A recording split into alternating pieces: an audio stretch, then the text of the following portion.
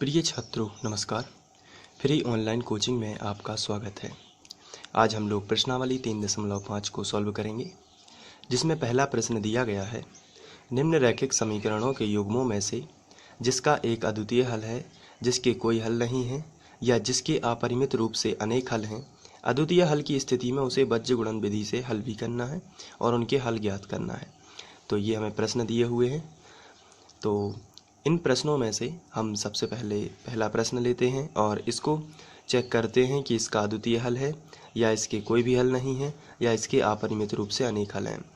तो इसके पहले हम समझ लेते हैं कि अद्वितीय हल हमें कब बोलना है और कोई भी हल ना हो इसके लिए हमें क्या शर्त लगानी है, और अपरिमित हल के लिए, अपरिमित रूप से अनेक हलों के लिए कौन सी शर्त लगानी है। तो आइए सबसे पहले हम इन शर्तों के बारे में थोड़ी चर्चा कर लेते हैं। इसके बाद हम प्रश्न क्रमांक 1 का पहला प्रश्न सॉल्व करेंगे।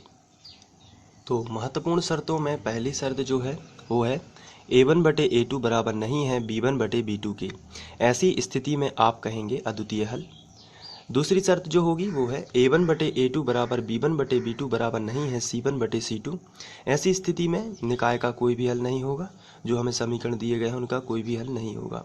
आपको ध्यान रखना है, जब आपका अद्वितीय हल आता है तभी आप बीजगणित विधि से हल करेंगे।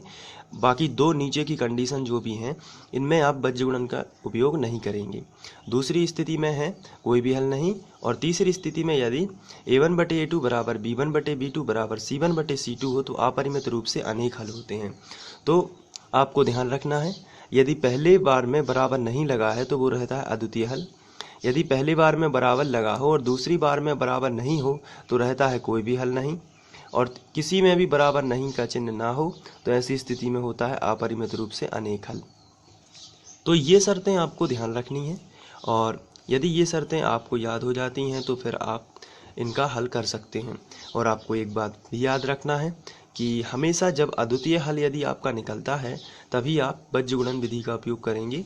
बाकी दो कंडीशन में आप बीजगणित विधि का उपयोग नहीं करेंगे, क्योंकि इनके दूसरी स्थिति में लिखा है कोई भी हल ना हो तो इसका कोई हल नहीं है, और इसके अपरिमित रूप से अनेक हल हैं।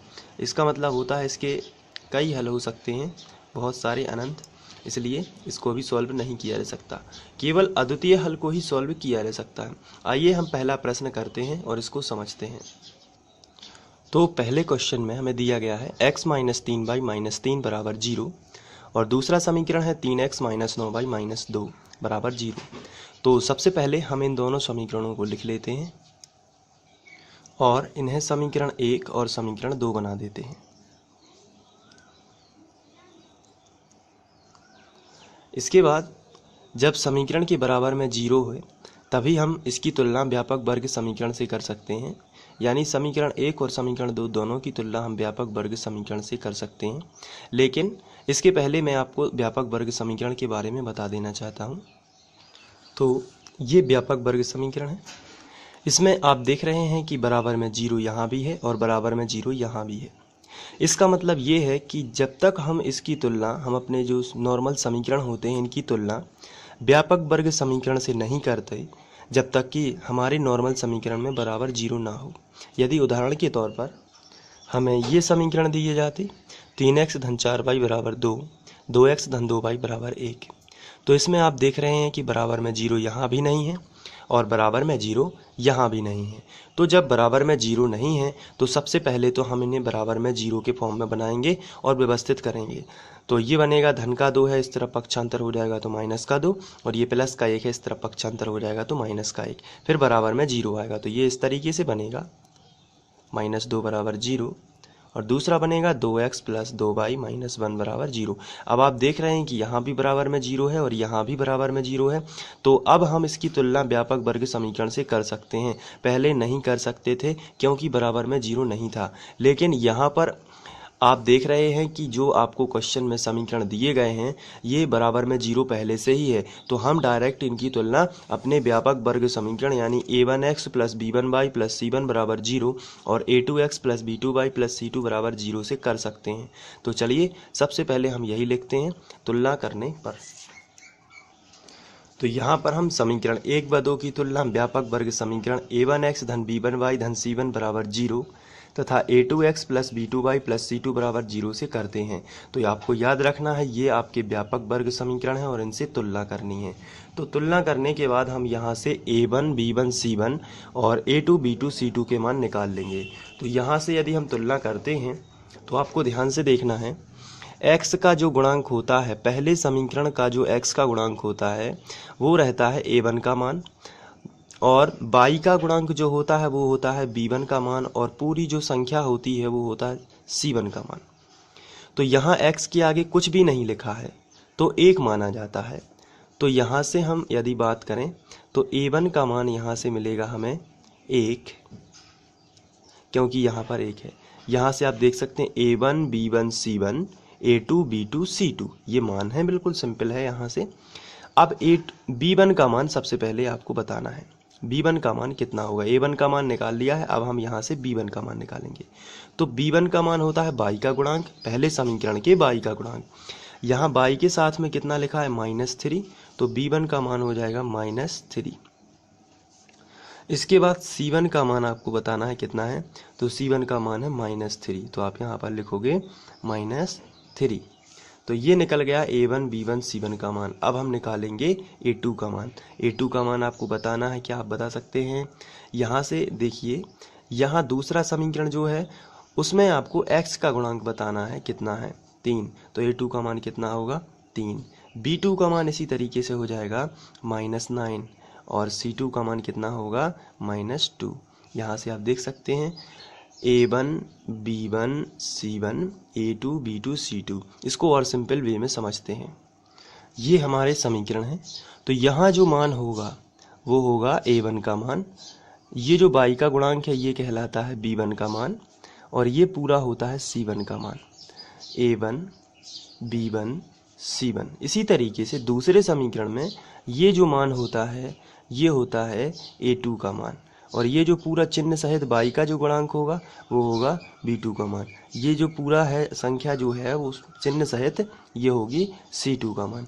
तो बहुत ही सिंपल होता है समझना, a1 b1 c1 और a2 b2 c2 के मान निकालना। अब यहाँ इसके बाद आगे बढ़ते हैं और हम इनका अनुपात निकाल लेते हैं, यानी कि a1 बटे a2 निकाल लेते हैं, b1 बटे b2 निकाल लेते हैं और c1 बटे c2 निकाल लेते हैं।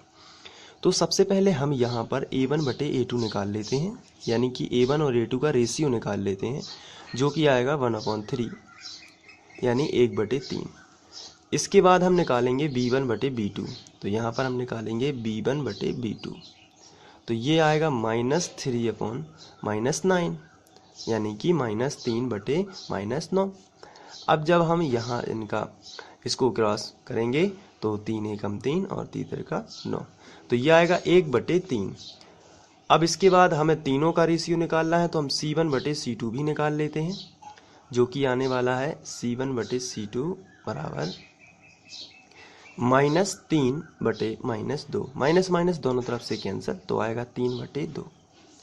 अब आप यहाँ पर देख रहे हैं कि 1/3 और 1/3 दो में तो सेम है, लेकिन तीसरे में सेम नहीं है। तो हम यहाँ पर लिखेंगे, यहाँ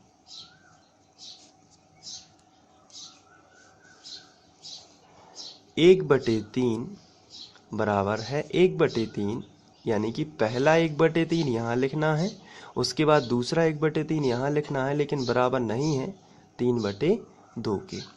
तो ये शर्त जो बनती है, इसलिए यह आता है, आप जो भी लिखना चाहें। यहाँ पर होगा a1 बटे a2 बराबर तो है b1 बटे b2 के, लेकिन बराबर नहीं है c1 बटे c2 के। आप यहाँ से देख सकते हैं a1 बटे a2 जो है वो b1 बटे b2 के मान से तो बराबर है, लेकिन c1 बटे c2 से बराबर नहीं है, क्योंकि इसका जो मान है वो है 3/2, लेकिन इन दोनों का मान सेम है, जो कि 1/3 है। तो यहाँ से आप देख सकते हैं कि हमारी जो शर्त आई है वो है a1 बटे a2 बराबर b1 बटे b2 बराबर नहीं है c1 बटे c2 के। तो ऐसी स्थिति में कौन सी शर्त लगती है आपको याद कर लेना है, मैं आपको बता देता हूँ। ऐसी स्थिति में जो शर्त है वो है a1 बटे a2 बराबर b1 बटे b2 बराबर नहीं है c1 बटे c2 का है, कोई हल नहीं है। तो हम वहाँ जाकर लिखेंगे, अतः समीकरण निकायों का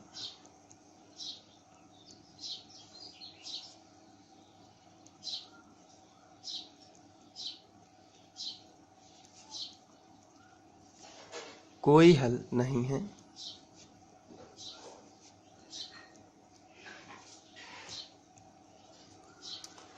तो इस तरीके से या आप इसलिए का प्रयोग भी कर सकते हैं ताकि अतः रिपीट ना हो।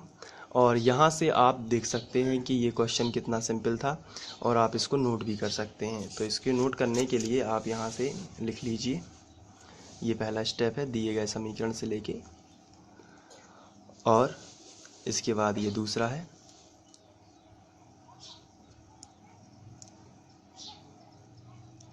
और ये तीसरा स्टेप।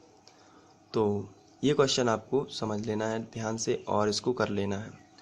इसके बाद हम लोग दूसरा प्रश्न करेंगे, और इसमें आप बज्र गुणन विधि का उपयोग इसलिए नहीं करेंगे क्योंकि इसका कोई भी हल नहीं है। हमें एक ही कंडीशन में बज्र गुणन का विधि का उपयोग करना है जो कि अद्वितीय हल की स्थिति रहेगी, और ऐसे में जब भी हमें अद्वितीय हल प्राप्त होगा तो हम बज्र गुणन विधि का उपयोग करेंगे। तो इसके बाद हम दूसरा क्वेश्चन लेते हैं नेक्स्ट वीडियो में। Thank you.